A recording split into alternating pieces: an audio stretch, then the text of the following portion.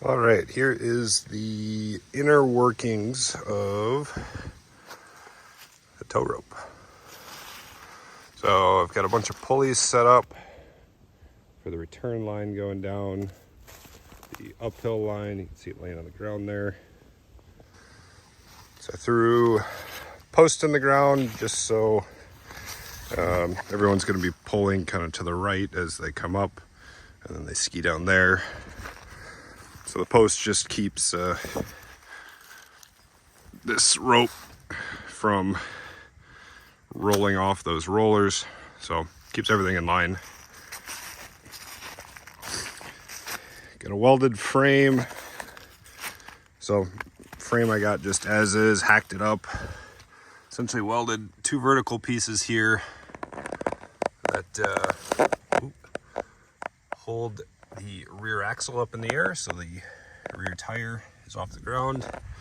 I tried a couple different methods of chaining this tire because it's got an open differential, so I needed to constrain the other tire.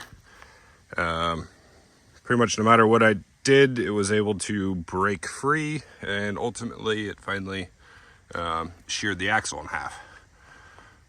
So I took apart the differential and welded it together, so now it is a closed differential, or locking, and both sides spin.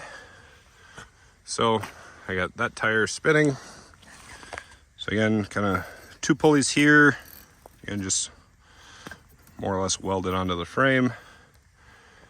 And then one of the first things I did was I took a piece of conduit before I put the rope in, and I put the tractor in high, put one end of the conduit in the ground and kind of pried in, and just melted straight through the treads and gave the rope a nice groove to sit in. And you can also see pretty much have all of the air out of the tire, and so that also helps give it some good traction. The white stuff on there is, I think, some like spray, it might have been bed liner or something like that, or some sort of rubber coating that I tried spraying on there early on when I was having some slipping issues. So, but most of all, that's worn off. One of the key things here, if you do get slippage between whatever you're driving with and your rope, I have found that just increasing the tension of this rope at the bottom, pulling that bottom pulley further away, helps significantly. And so I just kept tightening that until all of my slippage went away. So one thing that makes this work is the tractor has a gearbox versus all of your modern tractors are hydrostatic. This one's still a manual transmission, so I think there's like, I don't know, 10 gears or something in here. So I usually leave it, I think this is 5th gear. Ripped off pretty much all of the safety features, that way no one needs to be sitting in the chair.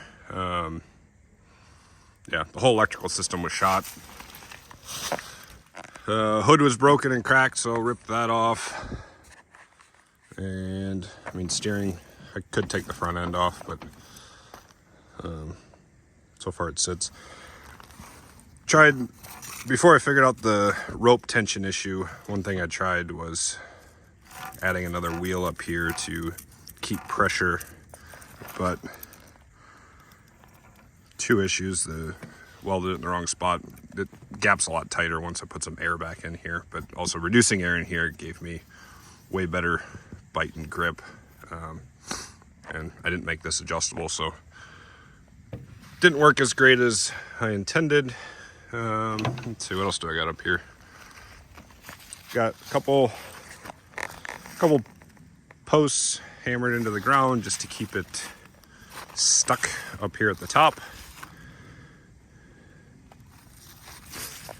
And just a cheapo Harbor Freight 12-volt light.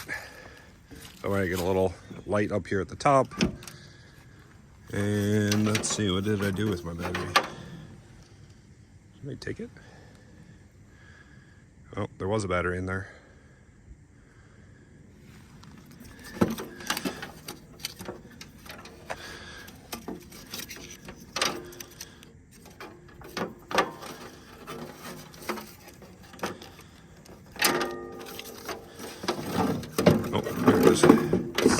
rattled around. So just a lithium motorcycle battery, so use that for starting the mower engine and running that light. So let's look at the backyard tow rope. Got heavy tree section up top. I've been slowly thinning them out every year, cutting away. I just hesitant to clear cut everything because I want to keep some of the trees. So a little more technical towards the top, skiing through the trees, and then about halfway down, you pop out of the woods, and then you get a good run. It goes kind of to the right. It's the roof of the pole shed, so the trail kind of goes to the right of the pole shed around the bottom side, and then picks back up.